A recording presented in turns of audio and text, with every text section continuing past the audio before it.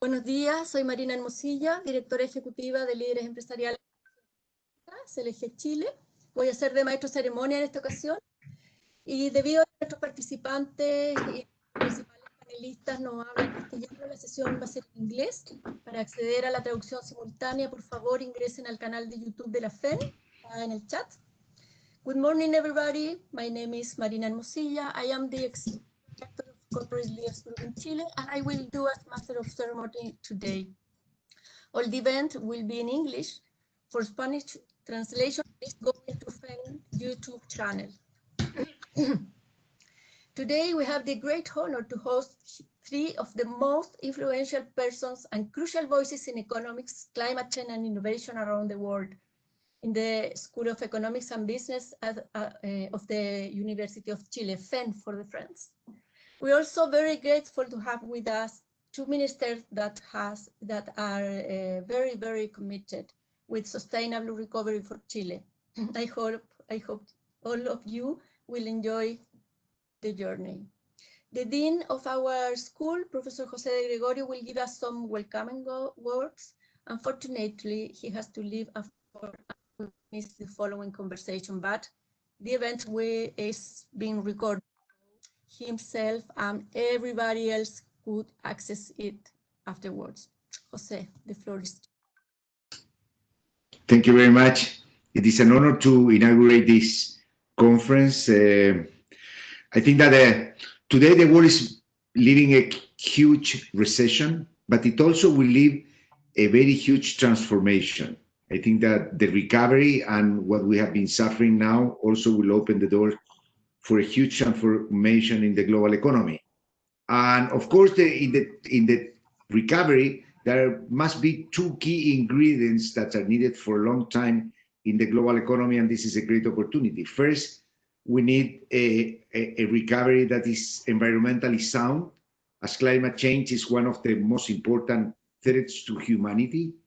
And also we need social fairness. Inequality has been one of our big problems. It has had a lot of distortions in economic policy making, but has also left behind many people all around the world that can contribute to growth and to prosperity and should be part of the development process. So I think that this conversation today, of course, will help to think about this. When you have such a distinguished audience, you shouldn't talk anymore. So I'll just stop here because I will say that it's for us an honor to have with us Mariana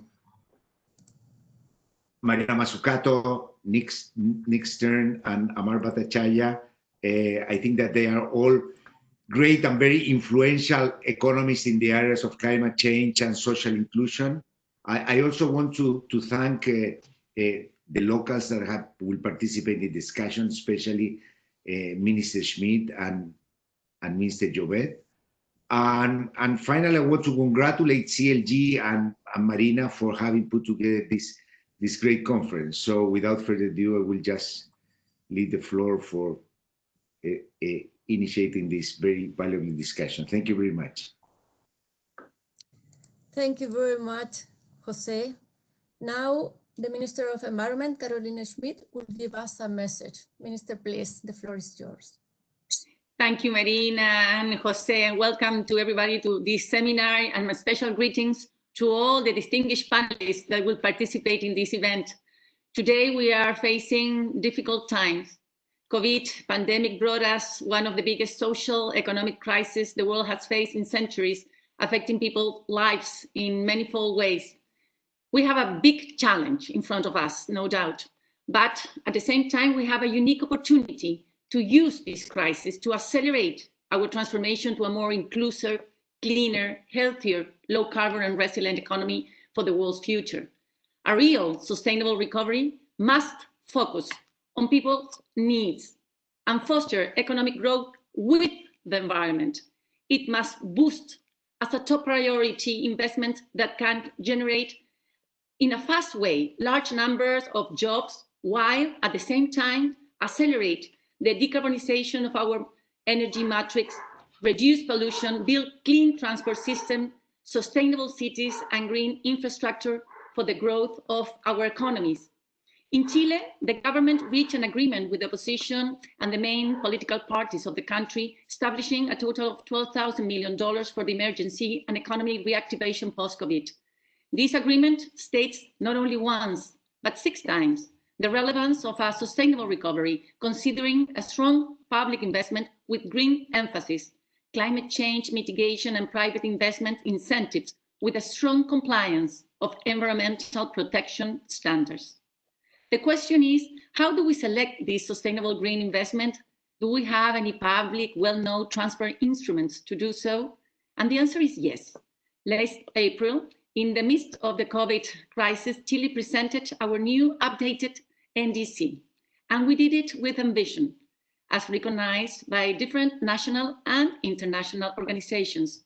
This new NDC set for our country clear goals that must be accomplished by 2030, establishing our roadmap for a sustainable recovery. Our new NDC established for the first time in an NDC a social pillar with the criteria for an adequate implementation of our climate commitments, considering the Sustainable Development Goals, a just transition strategy, water security, gender equality, cost efficiency, nature-based solutions, and indigenous peoples' knowledge with an active and inclusive participation. On the other hand, Chile Green Sovereign Bond Framework, certified by the Climate Bonds Initiative, the CBI, the highest standard for this type of instruments, provide us with the best criteria for sustainable investment selection, climate change, air quality improvement, long-term low-carbon infrastructure, conservation of biodiversity and water resources, as well as reduction of water and energy consumption. Both instruments, our new NDC and the Green Sovereign Bond Framework, respond to a long-term vision that will guide our economic recovery post-COVID-19 and allowed us to achieve carbon neutrality by 2050, as established in our climate change framework law that is now being discussed in the Congress. Our positive experience is in the issues of the green sovereign bonds resulted in social, environmental, and economic benefits for our country. It has enabled joint work between the Ministry of Finance and the Ministry of Environment to be strength and consolidating vision of a sustainable development of our country. During 2019 and 2020, a total of $6,200 million were issued, with Chile being the first country in the Latin American continent to issue a green sovereign bond.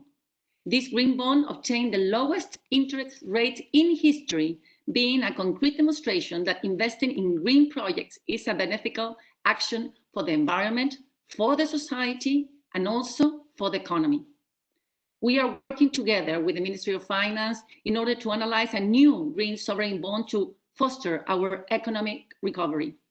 Our recovery plans have 3 pillars: public investment, employment incentives, and support to a small and medium business. In this line, last June, our National Development Corporation, Corfo, launched a green credit program promoting financing to green projects in circular economy, energy efficiency, and renewable energy.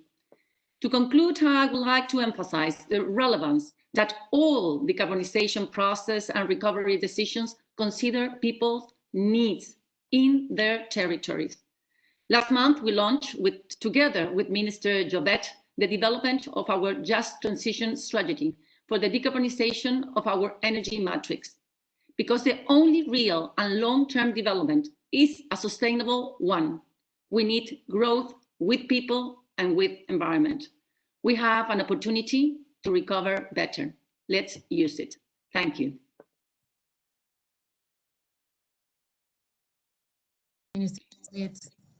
Now we will continue with the event, and our special guests will give us a keynote speech. Afterward, they will hold a conversation guided by Janet von Wolferdorf, Executive Director of the Fiscal Observatory. Let me introduce our guests. Mariana Mazzucato is a professor in the economics of innovation and public value at the University College London, where she is a founding director for the Institute for Innovation and Public Purpose. She is author of The Entrepreneurial State and the Value of Everything. Professor Mazzucato has two at 9:30, so we may try to start with hearing the conversation. Lord Nicholas Stern is a professor of economics and government at London School of Economics, is chair of the Grantham Research Institute on Climate Change and the Environment, and co-chair at the Global Commission on the Economy and Climate. And Amar Bhattacharya is a senior fellow at the Global Economy and Development at the Brookings Institution and former director of the Group of 24. Pass it over to my colleague, Janet. Thank you very much, and good morning to everyone, and a very special thanks to Mariana Mazzucato, Lord Stern, and Amar Bhattacharya. Worldwide, there's a debate now about green and social recovery. In fact, it's not just a recovery. Also in Chile, especially after our October protest, it is about the question how to bring systemic change into our economies with the aim to build more equal, more sustainable markets with more fairness, as our Dean said recently. Markets on themselves should be fair and democratic, as John Rawls said as well. In that sense, it's time to go back to a more philosophic debate on economics. That means time to think about the purpose of the markets, because they are not a purpose by themselves. But if markets are not the purpose, and the final purpose is well-being of society and nature, how can we measure this value and monitor progress based on data? These are the questions of these days in Chile and in the world, I would say. And facing also the fourth industrial revolution, the other question related is how should governments and businessmen encourage a more collaborative economy and give the right incentives to really spark more innovation, while we see that there are also so many oligopolies who are quite comfortable with the status quo without innovation, especially in small markets like the Chilean. Please, Mariana, the floor is yours. Am I, how do you say, am I loud? Can you hear me? Yes? Yes? Okay, good. Okay. And you told me 15 minutes, is that right? Yep, okay, good. So I'm timing myself. Great, well, first of all, wonderful to be here. And as I was mentioning, I was in Santiago some years ago to give the Raúl Prebisch lecture. Of course, he was a very important development economist, along with Hirschman and all sorts of other wonderful thought leaders who really looked at Latin America and Chile, actually, specifically in some of their development thinking. I'm not an expert on Chile, but I would like to reflect about some of the lessons of what I'll talk about for the Chilean economy. So I have, I think, 5 points, and I'll just spend maybe 2 minutes on each. The first is really what was already said by your dean, which is, on the one hand, there's, this immense emergency affecting so many countries, and this is partly also why many things are being delayed. Unfortunately, also COP26.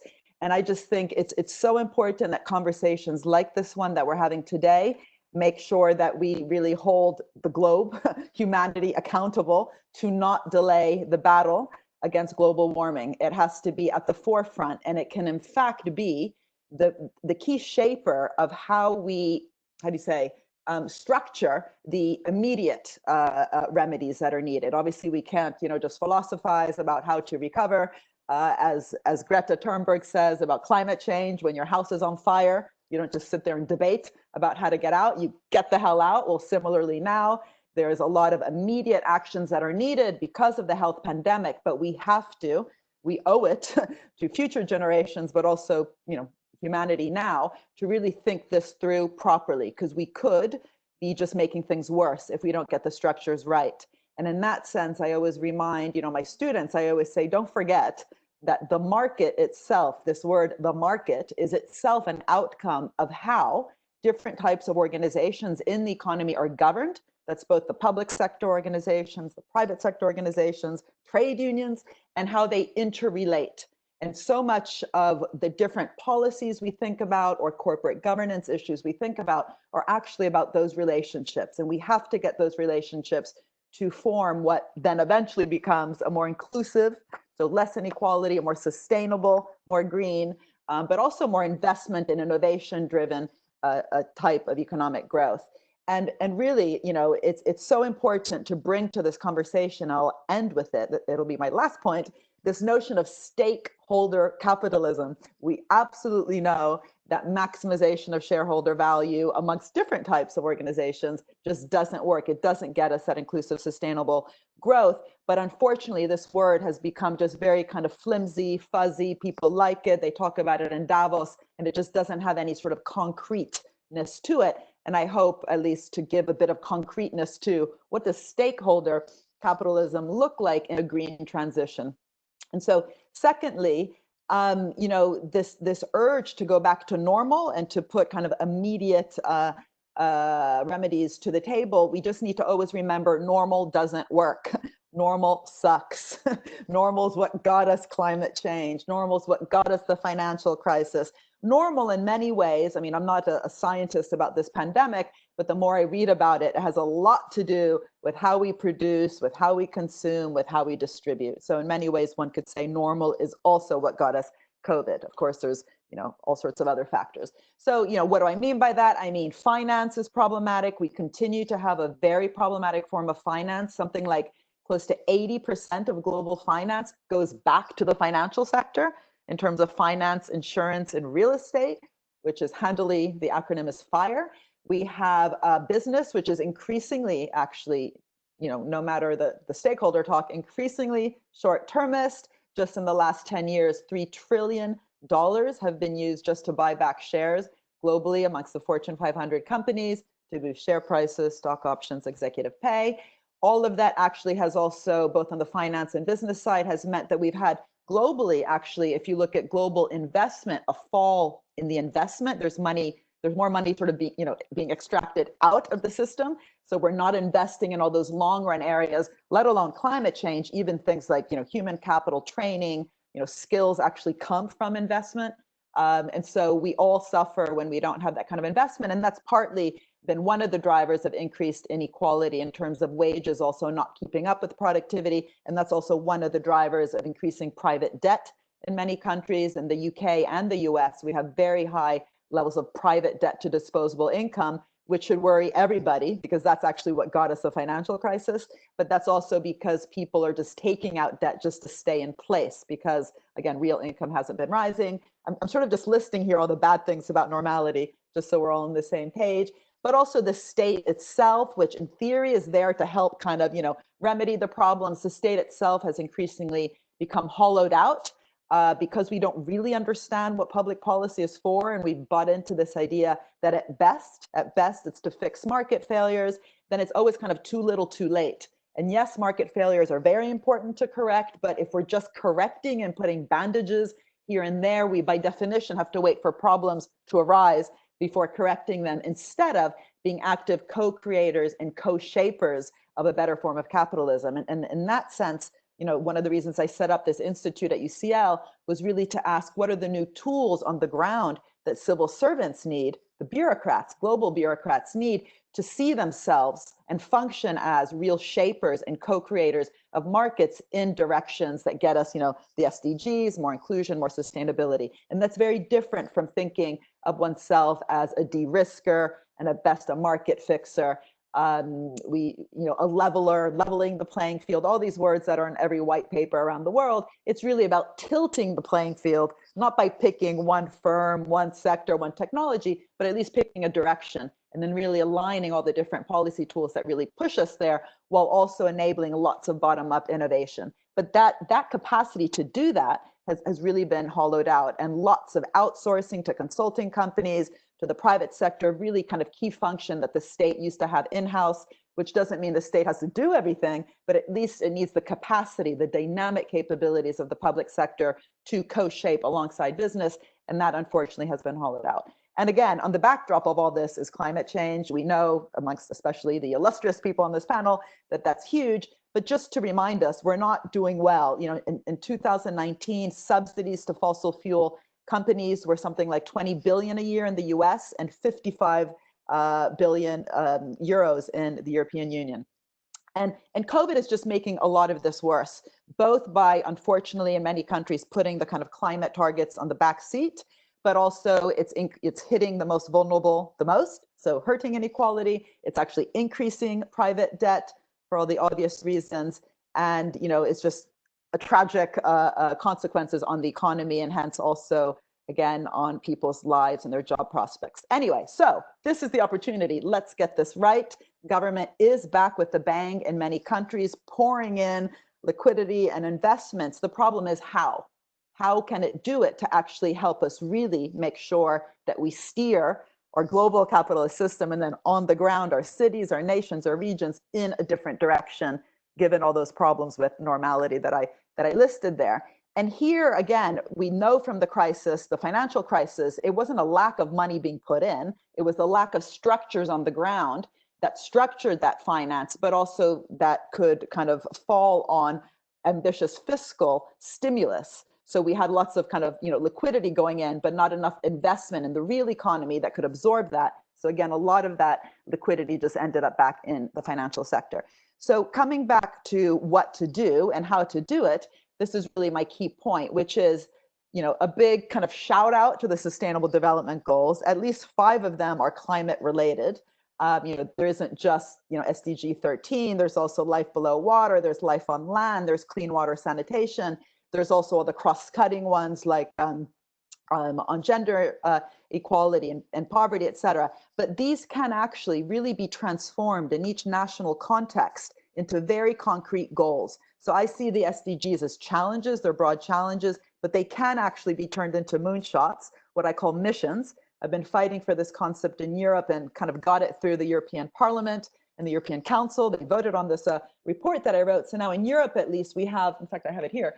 I don't know if you can see it, a report on, this instrument around how do you actually do mission-oriented industrial policy, mission-oriented innovation policy. And I think this is really important for a country like Chile, because of course you have, you know, some very important sectors, especially around your commodities like copper, wood, salmon, and fruit, but really getting out of a sectoral mentality and thinking that what you need to pick and choose are key problems to go after, and then get all of your different sectors to be part of the solution. So it's not about not worrying about sectors, it's just that you're focusing on the problem, like, you know, carbon neutral city, different cities, regions, or even clusters of your industrial sectors, but also in terms of, you know, the water around Chile, the inequality. There's all sorts of very concrete missions that can be formed, which would require industries as different as, you know, digital services, nutrition, transport, and your natural resources.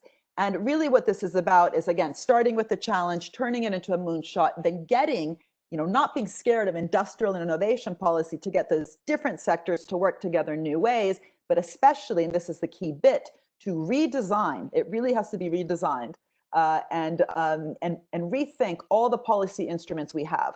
So grants, loans, procurement, they can all be really used to kind of nurture bottom-up experimentation to fuel experimentation towards these goals. This is very different from how it's done in many countries where we have, you know, lots of handouts.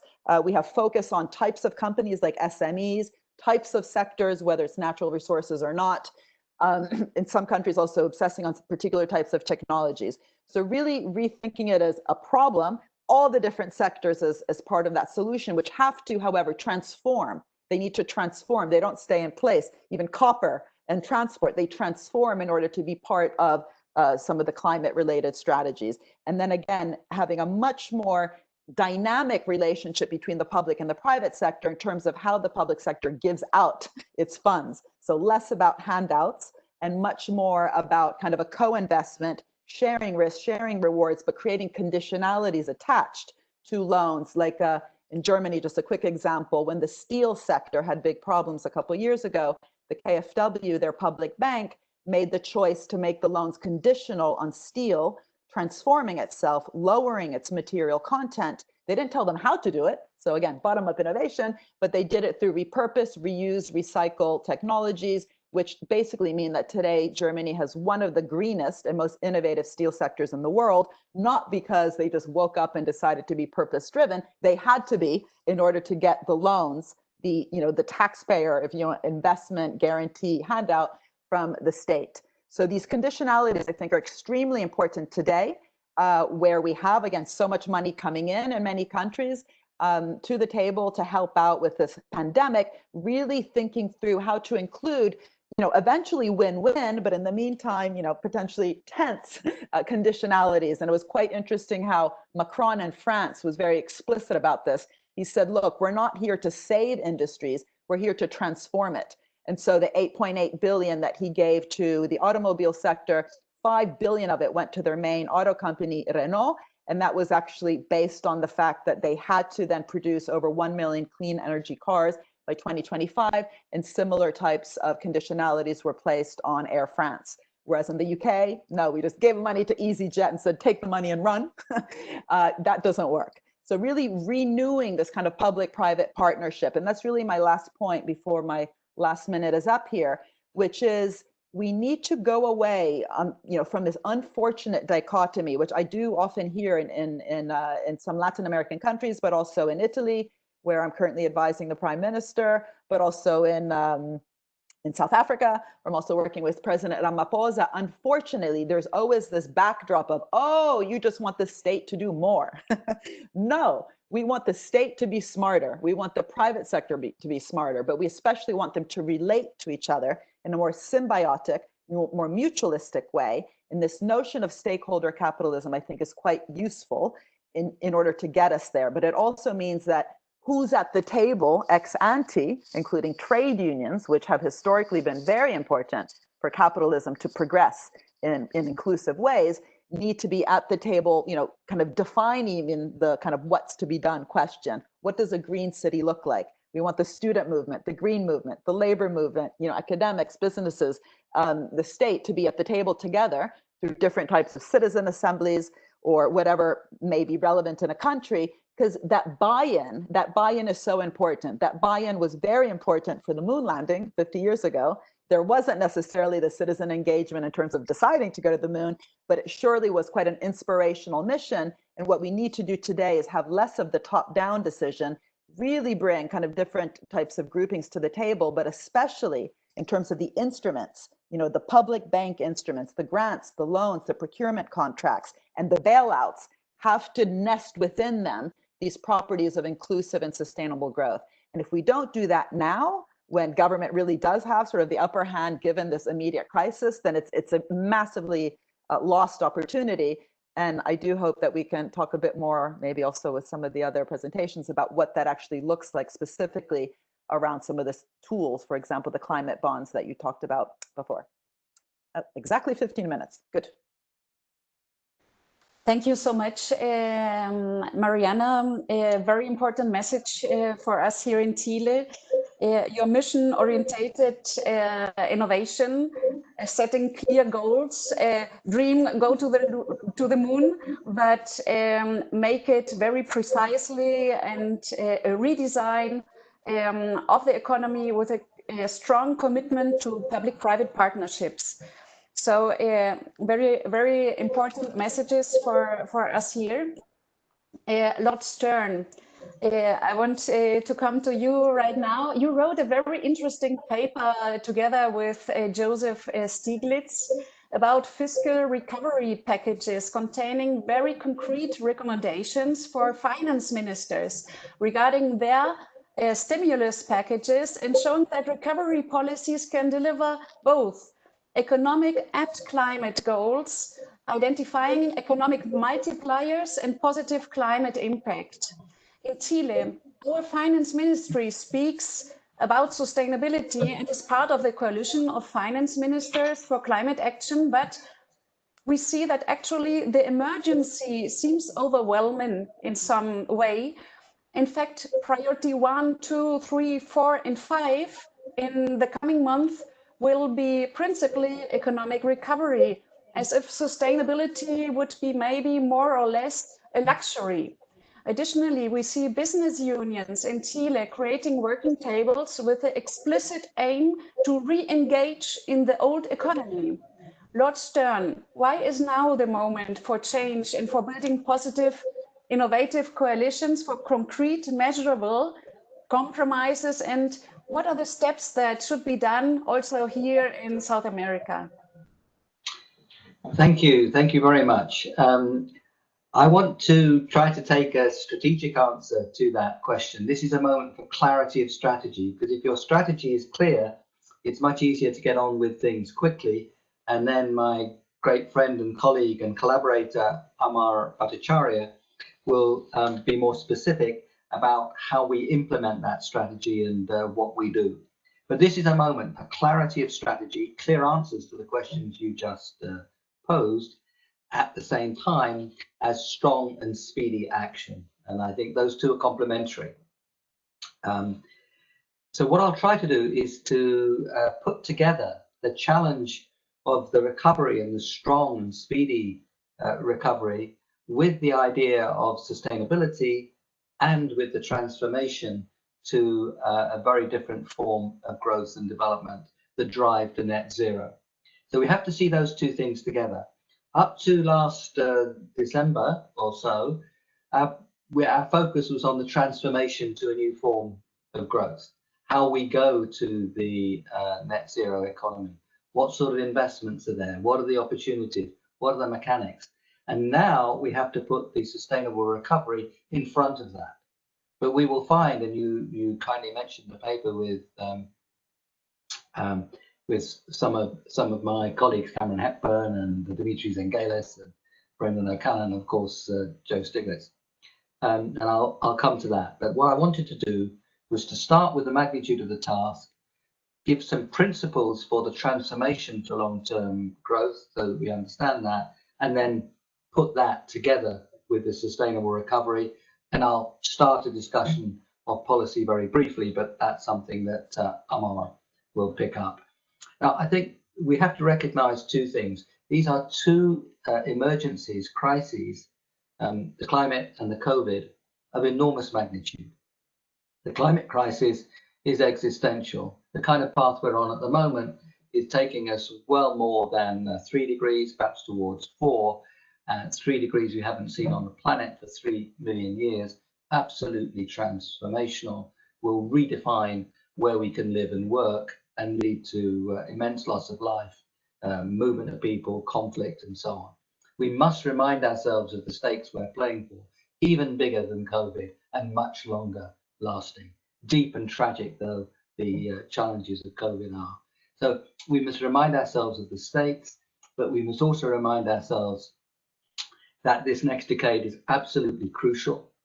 The world's infrastructure in the next 15 or 20 years will double. If that new infrastructure looks anything like the old one, we're way beyond 3 degrees. So even though some of these effects are coming through in the long term, these are investments which will be made in the next 15 or 20 years that are of fundamental importance. And of course, those investments will be determined by policies and plans now.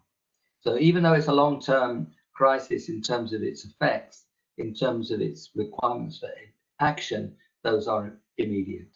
And I wanted to salute the work that Chile had done, and Carolina was a great leader for the COP25 in eventually, of course, in Madrid. It made a big difference. And Chile has led the finance ministers coalition as well. Chile has been in the vanguard, and that leadership has been enormously important. I'm very involved in COP26, and we'll do our best to pick up and work together and walk on arm in arm with Chile. So that's the magnitude of the climate crisis, but the COVID crisis is just quite extraordinary magnitude as well. Each country is looking inwards, but if we look at the way the world has been affected by COVID, this is by far the biggest thing we've seen in peacetime in modern times. In the UK, we've seen the biggest fall in output since the South Sea bubble burst 300 years ago. It'll probably in the UK take us at least 3 years to get back to the output where we were before, probably more.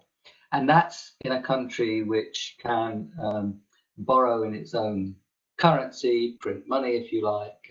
It doesn't have the constraints which many other countries face. This is a crisis which is dissimilar from the 2008-10 crisis because It was that one was in the rich countries with knock-on effects, financial systems of the rich countries, knock-on effects elsewhere. This crisis is everywhere in terms of the health and in terms of the economic downturn. And it, of course, the developing countries face falling commodity prices, falling remittances, capital flights, falling tourism, important for many countries. So this is a truly global crisis of still bigger proportions than 2008-10, and we have to recognize it as such. And I do worry that the world, and country by country, is looking inwards and not yet rising to that overall challenge. And that must be something which we must all work together, richer countries, emerging market countries, poorer countries, to get a truly global response to the COVID. So that's where we are. That's why these things are so big.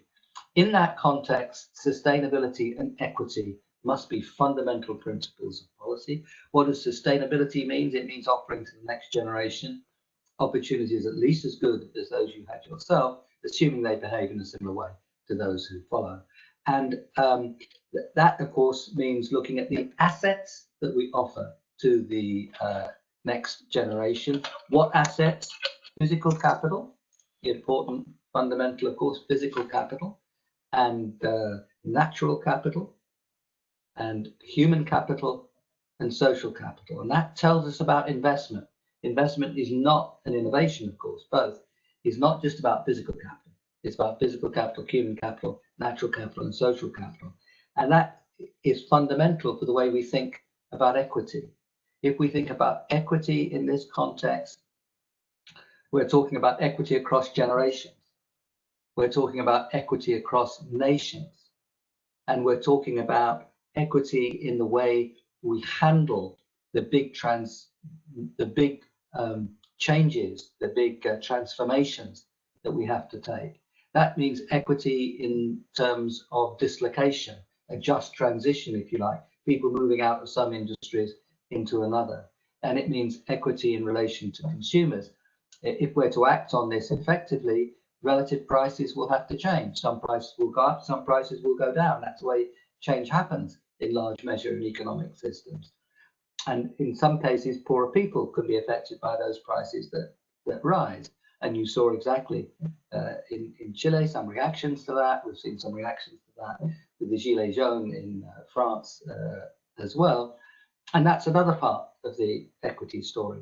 So thinking about sustainability, physical capital, human capital, natural capital, social capital, is actually very tightly wound up with thinking about equity. And investing in human capital is going to be a fundamental part of our reactions to this COVID crisis and to the transformational growth. Investing in new skills, not letting people stay unemployed for too long, giving them the right to training or some skill development and so on. So I think we have to see the sustainability and equity story as intimately intertwined. And the most important part, of course, of equity at the moment is employment. And so we have to find ways of investing in strong ways which give employment. And that's exactly the subject of the paper that you kindly mentioned. I'll get to that just in a moment. But let me offer 5 principles for the transformation into which the recovery would fit. The first one is no going back. Mariana set that out very well. The old system was fragile and dangerous and inequitable. It really didn't work very well, and it was storing up enormous risks. So we have to be very clear there's no going back. And there is a spirit, if you look at opinion polls and the way politics is working in many countries, there is indeed a spirit of building back better. So there's a political win there. There are also opposite wins. Political wins are never one way. There are also opposite wins in just wanting to step back. But we've already recognized that stepping back is dangerous. The jobs of the 19th and 20th century are insecure jobs. They're not the jobs of the 21st century. Going back would be regressive and put the poorest people at most risk. So first, no going back. Second is to recognize that this transformation and the sustainable recovery which precedes it is the growth story of the 21st century. It's full of innovation investment, discovery, growth. And that's a very, it's a very exciting set of new opportunities, including cities where we can move and breathe, ecosystems which are robust and fruitful. A lot of costs will fall. We've already seen, and Chile is a wonderful example, of the plummeting cost of solar.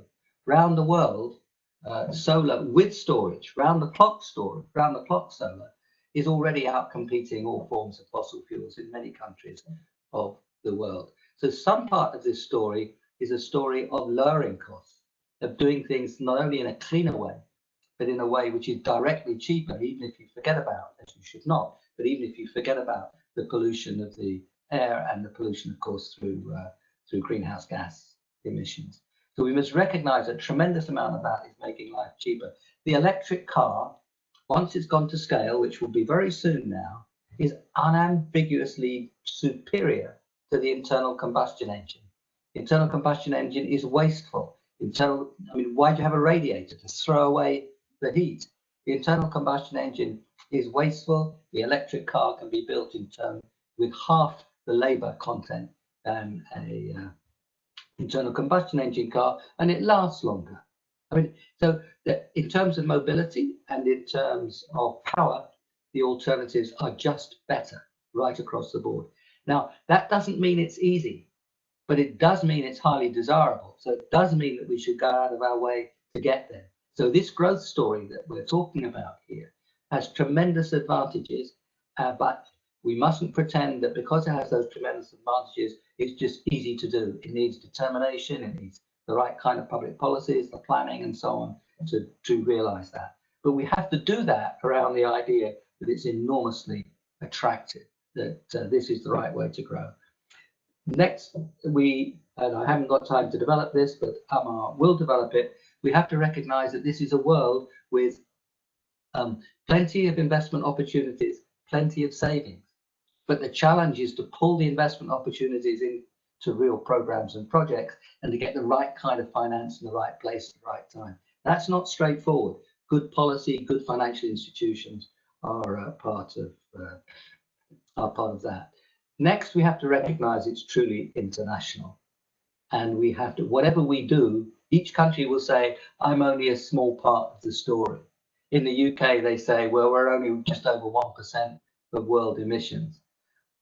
No, A, we all have a responsibility, but B, we can do much better if we move together, particularly since so many of these technologies are about scale, and we can drive the cost down much more effectively. We can, as a world, get the flows of finance moving in the right direction, and Amar will have more to say about that. So it's truly international. Amar will go on to talk about the policies and finance that can draw this through. Let me say a word or two about the paper that you mentioned, and then I'll have to stop. But the recovery must go in front of this transformation story and lead into it. And if you think about the investments on the sustainable agenda, think about the very important in my own country, the retrofitting of all these inefficient buildings, domestic and commercial, that we have. Think about the rollout of electric vehicle charging stations. Think about the rollout of broadband. Much of that is a good Keynesian digging a hole in the road, but this time you put a cable in the hole in the road.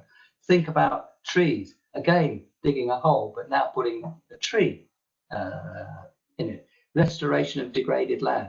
Very important from UK to Ethiopia to Indonesia. So much of what we have to do there. Managing our waterways much better. All these things, fast, labor intensive, and with strong economic multipliers. Fast, labor intensive, strong economic multipliers. That's exactly what Keynes would have looked for. So the sustainable recovery is the strong recovery.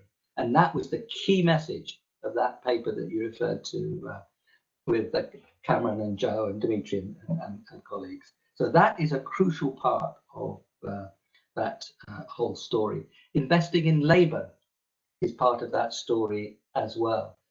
Investing in the human capital that we referred to get people back to work in these new activities, restore the old activities where we can. I fully agree with Mariana about the importance of making sure that we transform industries. We just don't reinstate them back in the old ways. So a whole network of policies around finance and the loans, around investing in people, around investing in the right areas, where the sustainable recovery is the strong. It is the strong recovery.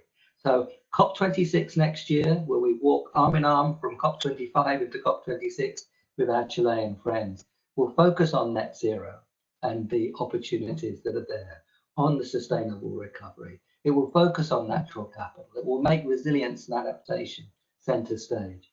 It will look at key industries which can drive forward energy, mobility, finance, and so on. So it will put the conceptual framework together with the industrial activity, and from that, we will get the strong nationally determined contributions. So thank you to our Chilean friends. This is a moment where we need you in the vanguard. You are in the vanguard. Please stay there. Please keep on going. And thank you for having us. Thank you, Lord Stern. Very important messages as well. Capital is not just money. Capital is also social capital, nature capital, physical capital. And when you talk about the growth story for this century, we are talking about innovation in all these capitals, not just the money capital. And we're looking very forward to the COP 2026. Amar Bhattacharya, what are the steps to implement change, as Lord Stern said, towards a more sustainable economy? You said that the real change is the evolution from a short-term to a long-term perspective. Therefore, capital investments play a crucial role. And for our stimulus package in Chile, for example, the physical capital investment will be important post-pandemia, but it seems that these investments still have no clear final reason. A final reason would be more resilient cities, a more sustainable transport. In our country, we do not really measure ex post the impacts of infrastructure. And now more above, we see that maybe infrastructure initiatives might be pushed towards very quickly just to put money in the economy without caring for transparency, anti-corruption, and this big question, the reason why we invest and how to measure success of infrastructure on society. Amar, how can we also in Chile implement a recovery with long-term goals that benefit all, society, enterprises, and nature? Please, the floor is yours. Thank you, Jeanette. You've said what I would say. But let me build on what Nick said and Mariana said. And I want to bring in a little bit now more the Latin American context. And I do indeed want to focus quite a lot on sustainable infrastructure as a pathway to inclusive, sustainable, and resilient economies, people-centered, nature-centered. So the first point I want to make is that actually Latin America is the worst affected developing region from the COVID pandemic. If you look at the latest, the assessments of the IMF and the World Bank, of all the developing regions, Latin America is expected to see the sharpest contraction and in some ways the slowest recovery. So getting this better recovery packages is absolutely central right now to responding to the triple crisis, that you are facing: the medical crisis, the social crisis, and the climate crisis or the environmental crisis. Now, in that context, I wanted to mention that Latin America before COVID had been generally underinvesting in all forms of capital. It had been underinvesting in sustainable infrastructure and physical capital, underinvesting in human, social, and natural capital. Now, Chile is the best in the region, but even Chile does not compare favorably with other best performing regions. So that's an important starting point, and the underinvestment. Second, the point that you are making is the quality of the investment also had major gaps. And those gaps were manifested in the lack of kind of a very clear strategy around systems that Latin America was. It was evident in terms of the planning processes, evident in terms of standards, evident in terms of emphasis on operations and maintenance. So the institutional and governance factors surrounding decision making was a big challenge. Now, I hasten to add that this is not just a problem of developing countries or Latin America. I'm working here in the United States with the American Society of Civil Engineers on sustainable infrastructure in the United States. And believe me, the situation here in the US is even more challenging than it is in Chile. So this is really a quite worldwide challenge.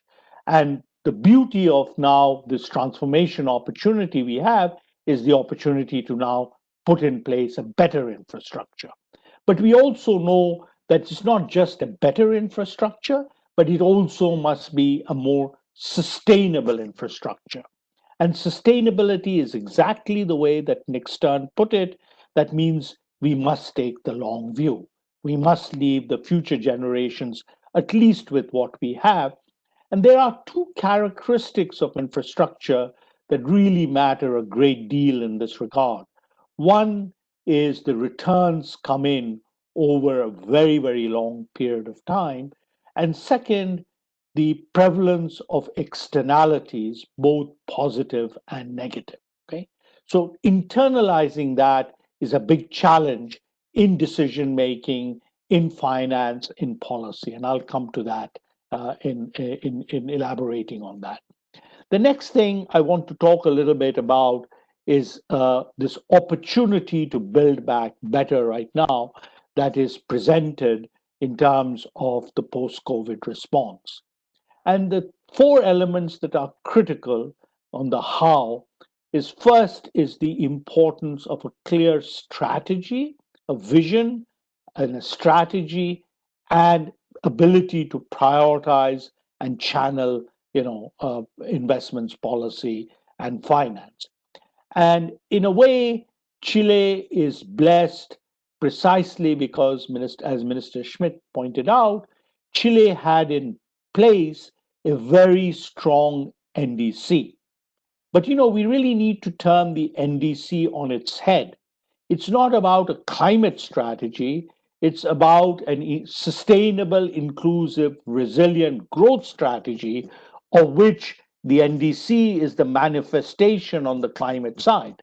But in doing everything that Minister Schmidt said, including the focus on the social aspects and the focus on the just transition, the Chilean NDC is an example of best practice. But probably the platinum standard in the post-COVID world is what is happening in Europe. Why? Because Europe had developed the European Green Deal before the crisis. And as you know, it was presented at COP25 in Madrid as, in some sense, a blueprint of the way forward towards this vision of, in some sense, sustainable growth in a climate challenged world, with actually a strong focus on inclusivity and with spelling out the finance that would be needed to deliver on this. So when the crisis came along, Europe was very well positioned. And if you look now at the national packages, if you look at the Franco-German principles around sustainable recovery, and as Mariana pointed out, if you look at the latest in terms of what Europe has put in, Europe is now very well positioned in terms of using the recovery for long-term transformation with two kind of central objectives, which are very, very related, and in, climate and sustainability and digitization. And these can indeed be the drivers of the new economy and of new jobs. What Europe has also done is put in place the financing means to drive this and to deliver on it, and I will come back to it in my closing points. The second is we need the right investments in some sense, and in the paper that we prepared for the coalition of finance ministers, we put forward a useful checklist of what countries like Chile can do in assessing the strength, the robustness of the recovery packages and of policy in general, investment policy in general. A well-being filter along the lines that the OECD has been talking about, where you are integrating this much better. Second, green budgeting. Third, project level guidance and checklists, sector level guidance, and resilience broadly defined. So we list all these tools out as a way to help policymakers think about the content and quality of the recovery.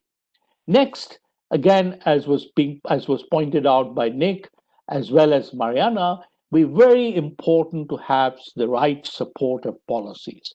Here, there are three policies that are extremely important.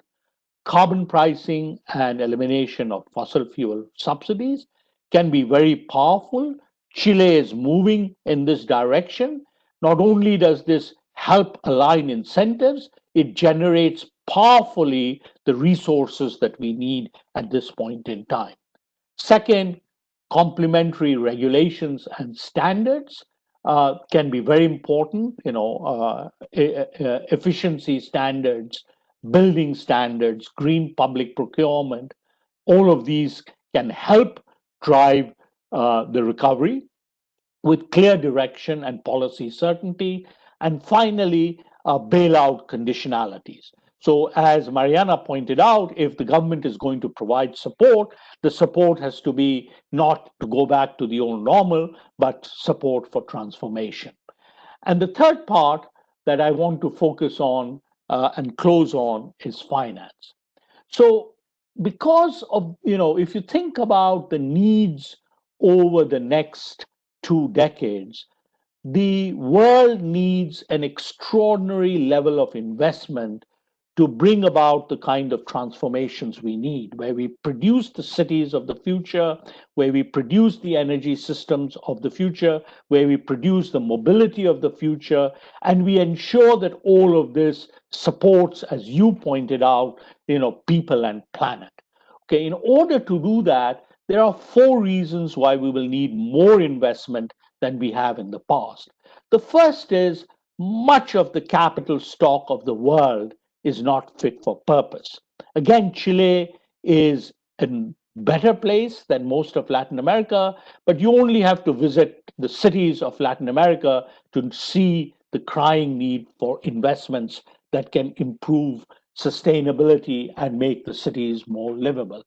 Second, there are tremendous needs for, as I mentioned, in all these systems, the opportunity to replace aging and polluting capital with smarter and greener investments is now a common challenge, not only in advanced economies, but in many emerging markets as well.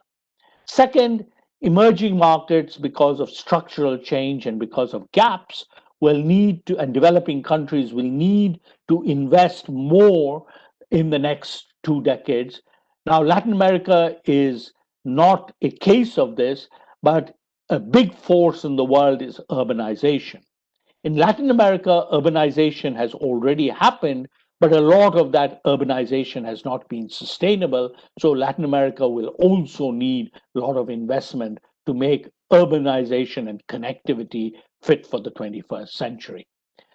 The third reason is we will need to become resilient and adapt to climate change. And the fourth reason is we will have to invest rather than destroy natural capital. Now, in this, there are 3 aspects of finance that I want to highlight. The first is we have to have revenue models that recognize that the returns on these investments will not come in over 10 years or 20 years, but will come in over decades. And second, we have to recognize that a lot of the return is in the form of spillovers. This is with regard to investments in cities and in terms of land use, in terms of sustainable mobility, and the current revenue models do not take that into account. So from a finance point of view, before we think about finance, we have to think about sustainable revenue models. Second, mobilization of finance will be quite challenging, especially for emerging markets and developing countries. But there is a major win-win proposition in the post-COVID world. In the post-COVID world, real interest rates in the advanced economies will be negative, and there will be a rapidly aging population that will be losing out in terms of returns on savings. In emerging markets and developing countries, marginal productivity of capital will be much higher, and investing there will be of great benefit, not just to the emerging markets and the developing countries, but to the savers in advanced economies. That capital, however, is flowing the wrong way right now. And we have to ensure that we put in mechanisms so that finance, in some sense, is available for the priority types of investment that we are talking about. And here, the second point, development finance institutions really have to be the backbone of the new public-private partnership. They can help bring in the governance that we need, they can help bring in the platforms that we need, and they can help do the risk mitigation that we need. And this is not just only about international institutions, it's also a very important role for national development institutions. And the last point on finance is we will need to shift the whole of the financial system. We need finance, as Mariana was pointing out, that is much more connected to the real economy than to just serving the goals and the short-term goals of finance itself. Second, we need to make sure, as Mark Carney keeps pointing out, that every financial decision now must take climate risk into account. And for that, we need better reporting of climate risk and climate and therefore better disclosure. But we also need better risk management, and we need financial players to be able to assess, in some sense, the opportunities that be clearer about the opportunities that Nick was talking about in investing in a better future. So coming back full circle, I think we are at a point in time where investment and innovation are the drivers of change. But in order to get that change, the public and the private sector has to come together in the kind of non-ideological way that Mariana and Nick were talking about. So let me close with that. Thank you very much, Jeanette. Thank you, Amar. We need not only more investment in Chile, as you said, but also more quality investment. And our strategy should go beyond the indices towards resilient, sustainable growth strategy for the whole economy. So that Europe is a great example, inspiring example from your words regarding green finance incentives and incentives for reporting, for data as well. And the other point I will come back later to you is carbon pricing and the question how to move forwards and how to put correct prices on goods and services. Regarding the last point you mentioned, Amar, the role of finance, I would like to ask Mariana if she still would have time to answer one question. Mm-hmm. Sure. Yes. I was just writing in the chat. Sorry, I gotta go. But if you can do it quickly. Yes, very quickly. Don't leave. Sure. Because Amar said the finance sector should be pushing more finance into real economy, the productive economy, and not the speculative one, right? So you wrote a lot about that as well, and you said as well that GDP in countries really don't show what activities are speculative or not, what are sustainable, which not. So how can governments make progress concretely on that? If Chilean authorities or central bank would agree to show additional statistics regarding value in GDP, from who could we learn, from which countries could we learn, and with which countries could we innovate together? Because I think there should be like a new international standard on how to measure value in GDP. So please, if you could answer that still before leaving. Sure. That was perfect. I was about to press send saying bye-bye. So I think there's two different questions you've asked, and I think they're both equally important. One is, if we need more patient, long-term committed finance that goes into the real economy, not impatient, short-term, exit-driven finance that extracts value out of the economy, what do we do? And I think the first thing is to say, it really depends on the structure of the financial institution on the ground. So, in some countries, for example, there's public banks, and I think this is very important in terms of providing that strategic patient finance. However, in Italy, where I'm from, there is a public bank, but historically it's sort of done a rubbish job. It's just kind of come in to save crappy companies that are saying, help, help, as opposed to, creating, if you want, a thorn in the side to transform sectors, to transform companies so they become part of the solution for a transition. That was my example with the KfW, which created conditions attached before it gave out the loans, as opposed to just being a handout machine. So that's the first thing. We need new institutions when they don't exist to provide that patient finance. Historically, it has come from the state. And in many countries, they don't have that. That's, by the way, why I never liked the word BRICS. If you looked at the BRICS countries, they all had very different institutions, and some of them didn't have, for example, patient finance, some did. And even in Latin America, in Brazil, forget the immediate issues in Brazil, but at least historically they had, BNDES, very important for their own industrial kind of strategy. Some countries don't even have that, right?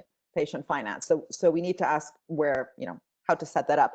In terms of GDP, the real issue is this absurd situation where just because an area is earning income or charging for something, it goes into GDP, which means that other areas, just because they're not earning, don't, right? So feminists have written about this for a long time. Caring doesn't go in. If you marry your babysitter, GDP goes down. If you pollute, GDP goes up. We know that's kind of, problematic area. But the other thing is many financial services that do earn money, whether it's private equity or hedge funds, et cetera, which we all know have actually been part of the problem within the financial sector. We should really have not only a debate about GDP in terms of wellness, well-being, happiness, but also first take out the rent, right? Profits and rents are not the same thing. And the classical economists, I think, had a more interesting way to think about it. They thought of rent as unearned income. It wasn't just an imperfection towards a competitive price, right? This kind of market failure view. They really actually looked at different sectors and had an objective kind of view of production, who's doing what, who's earning what and why. And I think that lens is quite useful. And for that, more than thinking up GDP, I almost think we need to revive input-output kind of thinking and actually looking at different sectors, what's happening, what's going in, what's coming out, the circular flow that the physiocrats worried about. They talked about finance, or at the time, the landlords, as the sterile class, because they put the reproduction of the system at risk because so much money was getting extracted out. So it's not that we need one new number instead of GDP, we need a dashboard, just like when you're driving a car, all sorts of different indicators, and one surely is reviving this notion of rents. And we have a new project, by the way, where we're looking at algorithmic rents, how rent is being extracted more than ever through digital platforms. And that means not just blaming a sector, whether it's finance or big tech, but really understanding what's happening in that sector. Where are algorithms creating value? Where are they extracting it? And making sure that, our measures of output know the difference. Sorry, that was a long answer. Fantastic. I have no questions for you, Mariana, if you could. Yeah. No, thank you so much. I have to go. I know. Loved what the other two speakers who are, big, how do you say, I admire them both for their writing. So thank you, everybody. And I'm sorry. Thank you, Mariana, yeah, okay. for everything. And let's stay in touch. Thank you so much. Thanks. Bye. coming back to you, Lord Stern. You had a very interesting interview recently with Luis Alberto Moreno, the IDB president. I recommend the audience to search in YouTube. And you mentioned, in fact, that the First and Second World War have some relationship with the actual health crisis. And you explained that this crisis can be compared afterwards with a post-war trauma, right? And you explained that reactions after traumas can be bad and bring with a new crisis, for example, like after the First World War, or can be good, like after the Second World War, and bring prosperity and innovation. In that sense, you normally talk about the role of governments. You encourage finance ministers and presidents of nations towards concrete green and social recovery plans, strategies, as you say, and as if it would be a time after war, to invest as if we have to rebuild after war. But what do you think about businessmen? Should they just wait to be regulated? And moreover, what if governments won't push a sustainable recovery? Should businesses be able to make a measurable plan as well, with proposals on new nationwide goals regarding equality, social mobility, innovation, and climate policies? In the past, inclusive Milton Friedman said that businessmen normally are enemies of free markets. They talk about liberty, but then in their lobby activities, they ask for special subsidies. So here in Chile, regarding sustainability, at least data available in my experience show that it is somehow the same. Meanwhile, internationally, enterprises like BlackRock stress the importance of the public role of enterprises, but what is their role on a collective level? That means what is the role and responsibility of business unions regarding the crisis? What should they do?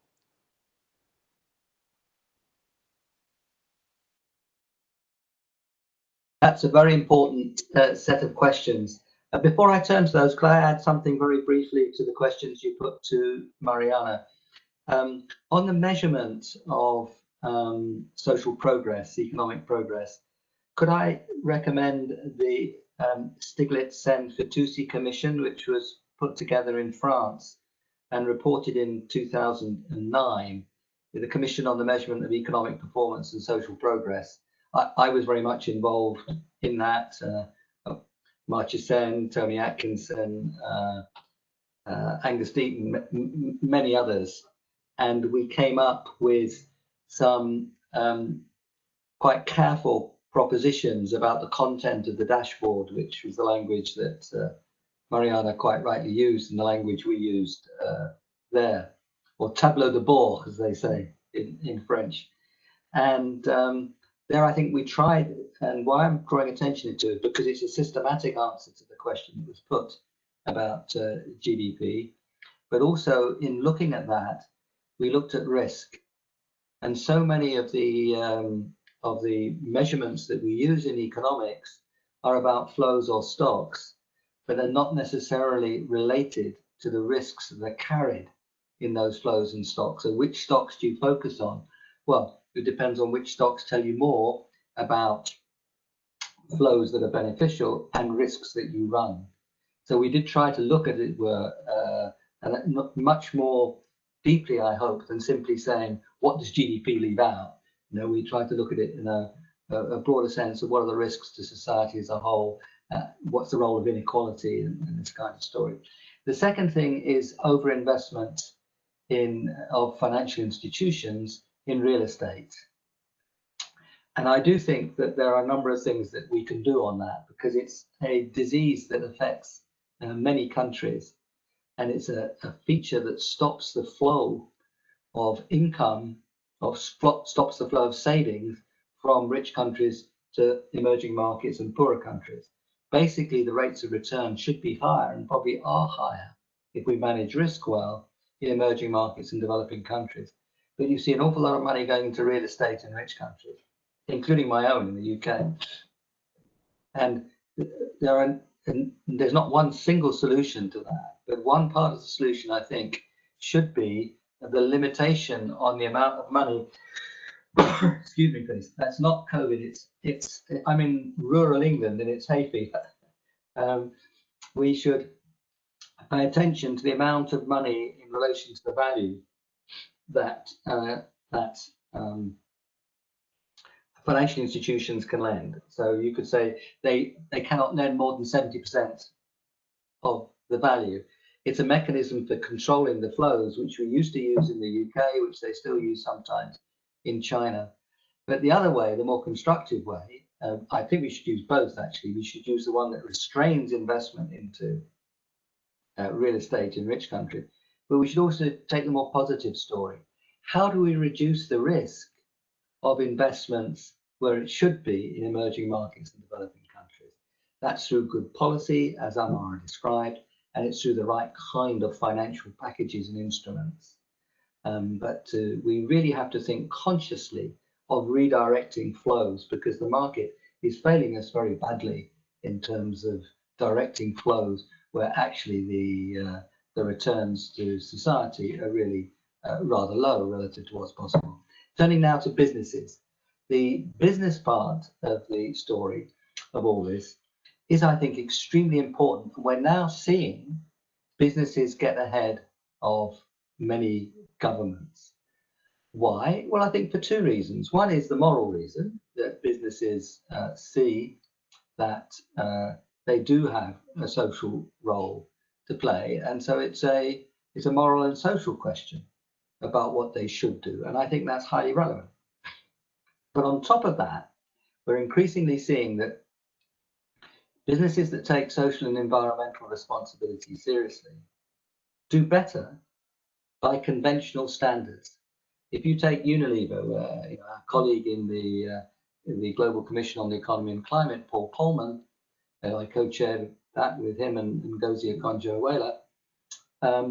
He was at the head of Unilever for 10 years, stepped down last year. And that story is one where, by emphasizing environment and social responsibilities, they actually did very well in the conventional sense of the value of the firm, the stock market value of the firm. One indication of that is that they get 2 million job applications a year, 2 million. Why? Because young people, mostly young people, want to work in places that are responsible. So, if you think to yourself, where did I go to work? Did I go to make cigarettes? Did I go to make arms?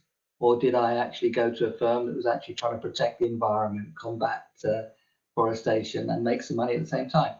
And I think increasingly we're seeing that those firms are attracting better people that have a more responsible attitude to risk. If your investment manager was found drunk and driving, I'll say he, because in this case it probably would be he. Would you want that person in charge of your money? Look after your pension? That irresponsibility in one area is probably correlated with irresponsibility in another area. So customers don't want to buy from firms that are irresponsible. So what you're seeing is that firms that behave responsibly and firms who invest in the technologies and industries of the future are unsurprisingly doing well. So the moral responsibility and the good returns combine. Now, you sometimes, Amar very rightly emphasized this point, you sometimes have to be patient because some of those returns come over time. But you do find, and we're finding it through COVID as well, that responsible actions by firms are associated with better stock market values, better returns, and they're surely associated with more secure jobs. Jobs in irresponsible firms are not secure. Jobs in firms that are using the technologies of the 19th and 20th century rather than the 21st are not secure jobs. So I think we're increasingly seeing a strong business role. And if you look at the COPs, really after Paris, the COPs have increasingly involved business.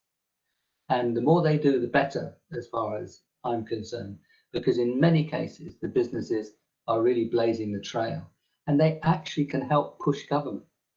Because if they go to government and say, look, we're already seeing the future, we're investing in the future, please, as government, make the sense of direction clearer and stronger, and we can do even more.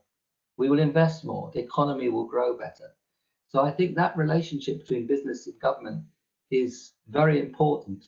And sometimes economists see the government as setting the framework for the business, and then the business responds. That's not wrong, but it's not the whole story. The whole story includes the leadership that good business can give. So that, I think, is a fundamental part of change. And Milton Friedman was just dead wrong that the sole purpose of the firm is to maximize the value to its shareholders, indeed, in a rather short run sense. It wasn't the only thing he got wrong. And it was Adam Smith, of course, 250 years before Milton Friedman, who pointed out that it's possible that business people get together to fix markets. And so I'm not saying that they're all pure as the driven snow.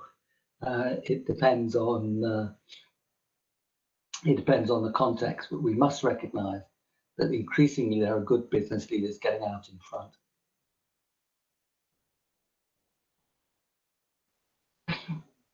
Thank you, Lord Stern. I hope some businessmen are hearing us to send them this positive message as well. When you're talking about risk management, and that most enterprises that are sustainable show a better financial performance, it is exactly because of their risk management, because of getting new generations more interested, more talent interested in working in the firms, as you said, customers more willing to buy the products, and therefore sustainability is part of the business, and the numbers show that. One problem in Chile regarding that is the existence of so many oligopolies, because they need exactly the right mix of incentives, better incentives from government, and also more compromise from businesses itself to be more innovative and to bring it into the business, although they are in a very comfortable business in the oligopoly. So this is a very important challenge for us here in Chile, being a small country. Now I will go to my last question. Thank you, Lord Stern, so much. I will go to my last question to Amar, related to what you were talking before, Amar, looking at the development of green finance in Europe. There in Europe, we see that authorities already say that auto-regulation is not enough. Data show that. Enterprises and investors need regulation. And we see also in Europe that the European Union agreed recently to this huge recovery fund of 715 billion of euros. And part of that Green Deal is a carbon border tax to be implemented already by 2023. So if that goes real, what does that mean for Chile with an export-orientated economy and with open borders through multiple free trade agreements, to have in Chile a carbon tax of just $5 per ton? And what does a future border tax of Europe mean, for example, for copper and green copper exports to Europe? That's a very important and complex question, because it really depends on what is going to be this threshold price, which is not clear from, as you know, from the agreement. So, the putting cross-border taxes on the table, I think, is very important, because it sends a clear signal for playing cooperative, games. I think the main country that Europe is worried about is the United States, and correctly so. And putting in, it's not a kind of a within Europe, it's Europe will have a uniform policy. So, but putting in a cross-border, carbon kind of border adjustment, in my view, is good tactics. In substance, I'm not sure that it will make or break because the level of pricing right now is still very low. But I do think that this gives Chile the opportunity to move forward with its own carbon pricing and to move to a level that is more meaningful. Lord Stern was a member of, he was co-chair of the high-level commission on carbon pricing with Professor Stiglitz. He's also a member of the Carbon Pricing Leadership Commission. So, I mean, he can speak for himself, but he will tell you that we need a credible price, and we need a credible price early if we are going to bring the changes we need. And at the moment, taking advantage of the very low fossil fuel prices, this is the time to really put in some sense, a more ambitious carbon price. So that would be the message I would have for Chile, that, I wouldn't be so fearful of what Europe is going to do. I would be much more looking at what's the opportunity now, because, if you do it now, you're actually creating for yourself a source of future competitive advantage.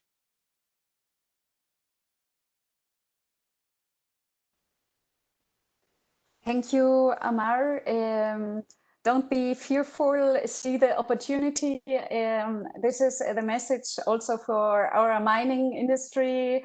And I think later on our energy minister will talk about green hydrogen, for example. That could be a very important input for green copper.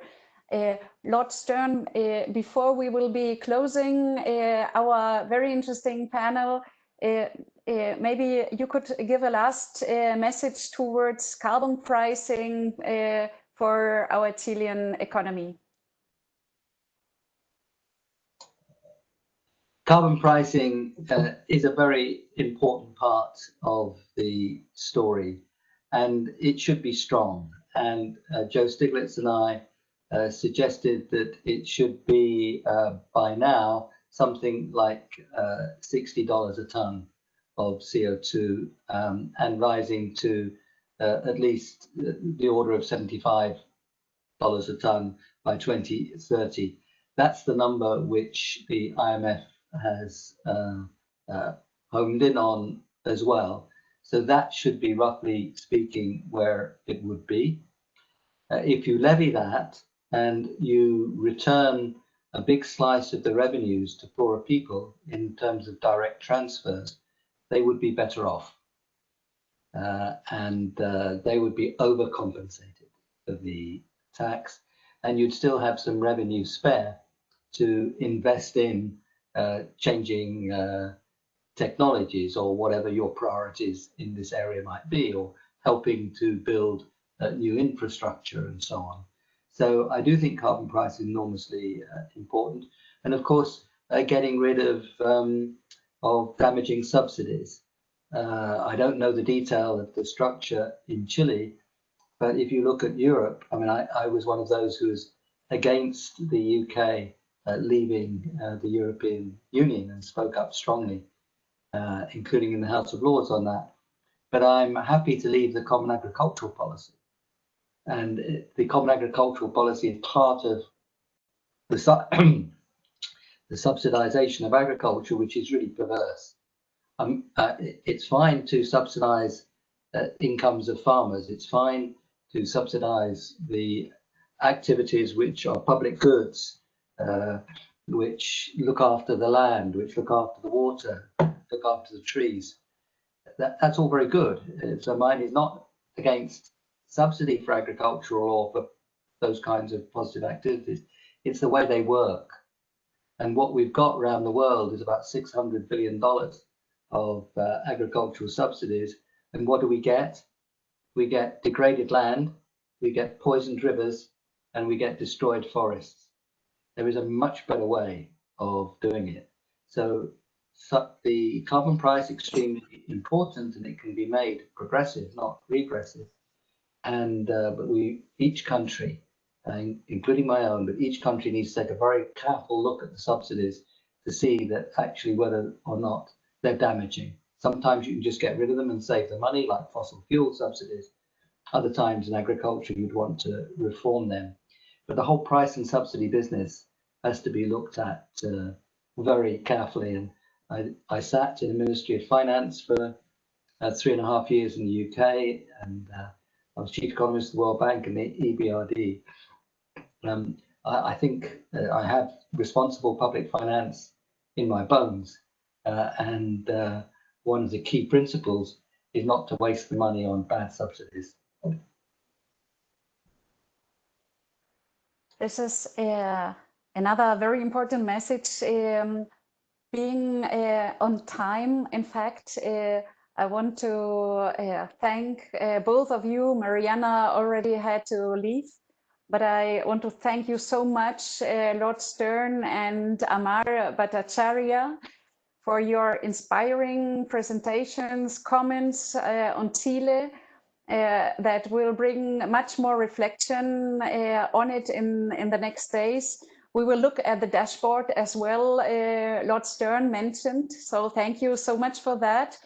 And in name from all our team, thanks again. And now I will give over the microphone to my colleague, Marina.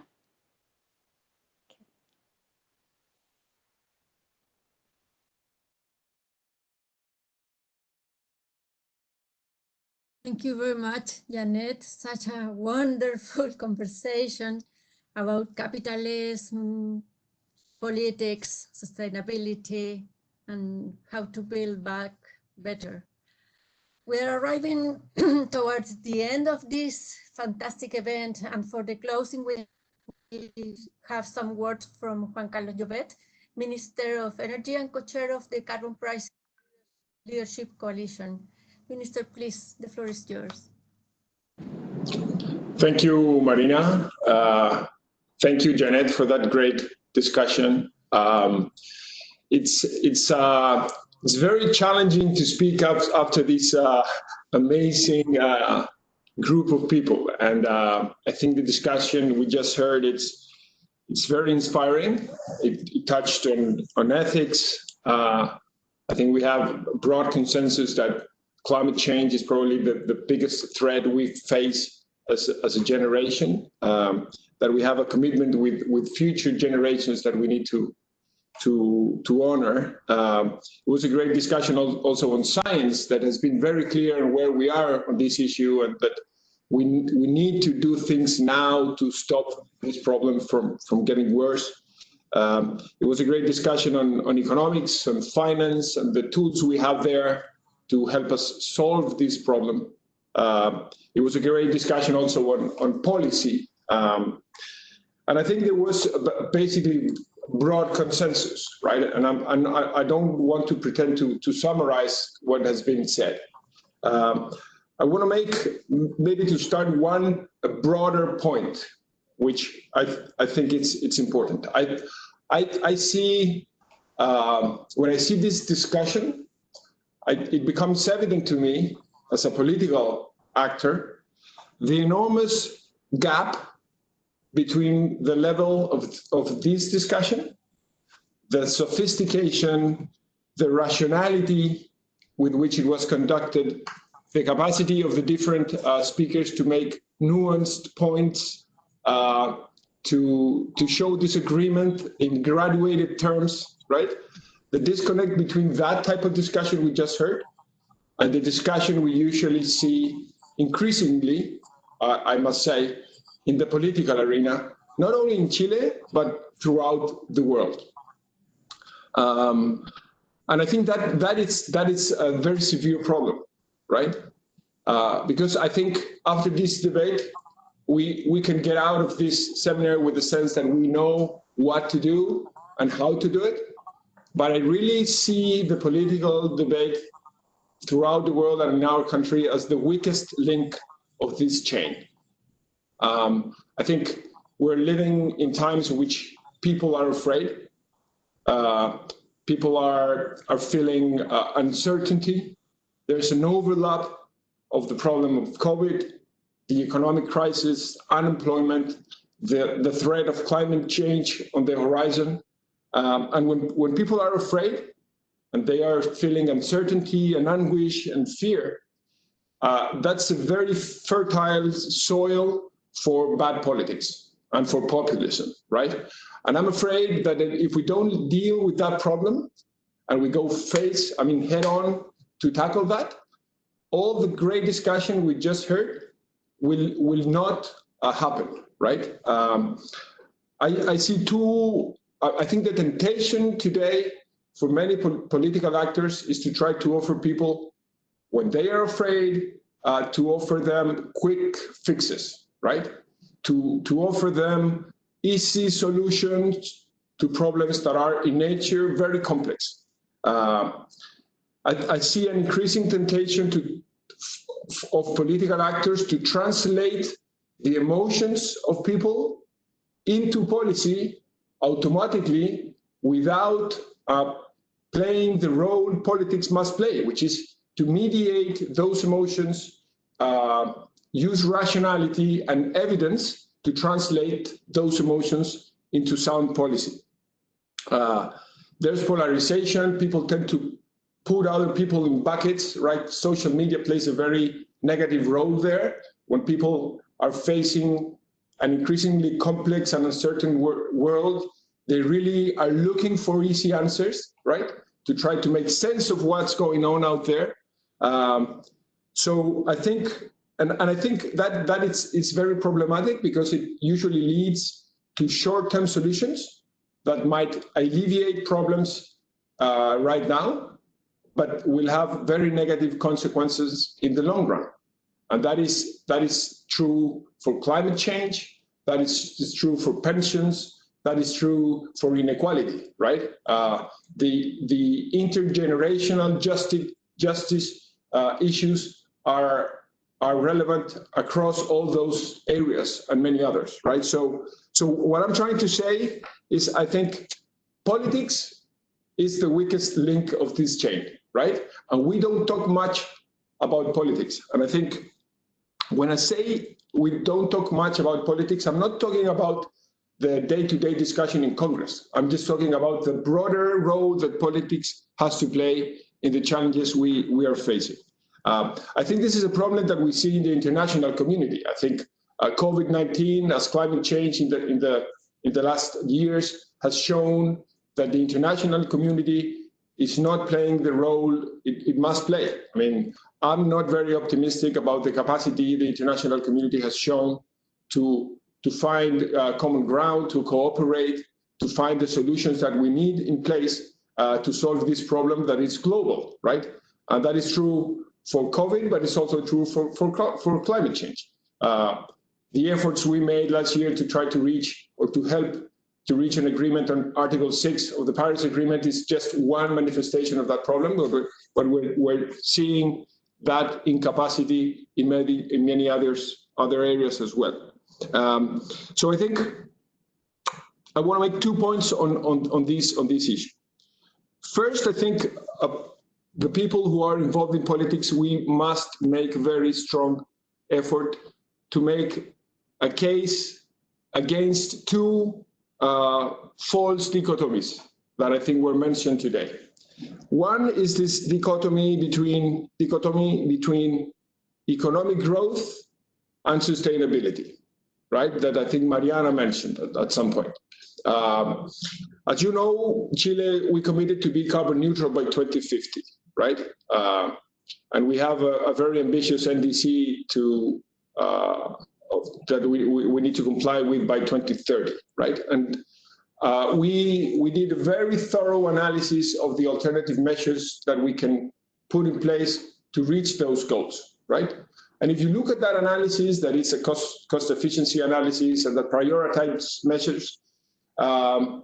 If we sequence the measures correctly, and if we give them the right weight in the overall plan, our carbon neutrality plan will be very good for the economy, right? So we will be able to be carbon neutral by 2050, and at the same time be able to foster economic growth and to create jobs, right? To foster innovation, creativity, new investments, right?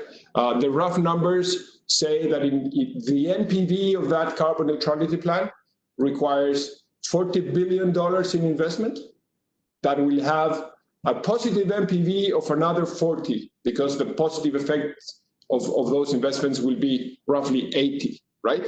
So the first thing is we need to make a very strong case to help people understand that the fight against climate change is not going to hurt the economy.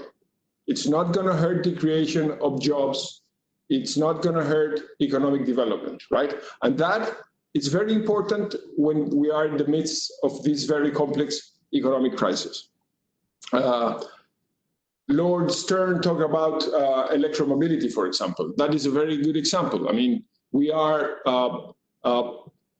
introducing increasingly more electric buses in our fleet in Santiago, for example, for public transportation. Electric buses are more expensive than diesel buses when you buy them, but the cost of operating them and maintaining them are much lower. And the combination of those two things is that the profitability, even before accounting for the reduction in pollution, it's very positive, right? And there are many other examples like that one, right? But in the political discussion, many people argue that we must not worry about climate change today. We need to just fix the economic crisis, help people get out of poverty and reduce unemployment, as if those two things were in conflict. So we really need to make that case strongly. And the second thing that I think Mariana touched on as well is this dichotomy between markets and governments. That's also very popular in the discussions. I was in discussions yesterday in Congress, and people say the government is worried about the companies. It's not worried about the people, as if those two things were again in contradiction.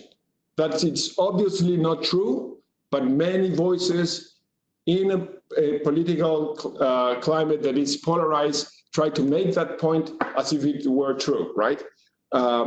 It's true that in the last decades, as you all know very well, economic growth, international trade was fueled by fossil fuel and generated a lot of CO2. But it's also true that we will not be able to solve this problem, climate change and the economic recovery, obviously, without the innovation, the capacity to transform the processes, the capacity to reinvent itself of private enterprise, right? So we really need to make that case very strongly. And that comes back to another point that I think Amar made previously. Companies have a very important role there. They need to go beyond the bottom line of their income statements. They need to be more aware of their social responsibility, to build stronger bonds with their customers and their stakeholders more broadly. And finally, I think politics has to play a very important role building a renewed sense of purpose, right? It's very easy for politicians to play on fear, right? That's the easy way to go. What is more challenging is to play the card of optimism, of hope, right? Of a future that can be positive. I mean, it's very easy to play on people's fears when they are afraid, right? We really need to make a case for optimism.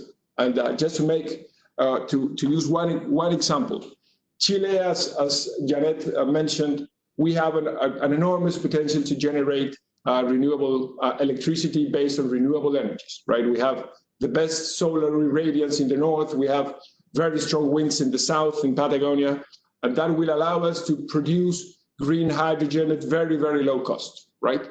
That story it's a story that is very hard to tell today, right?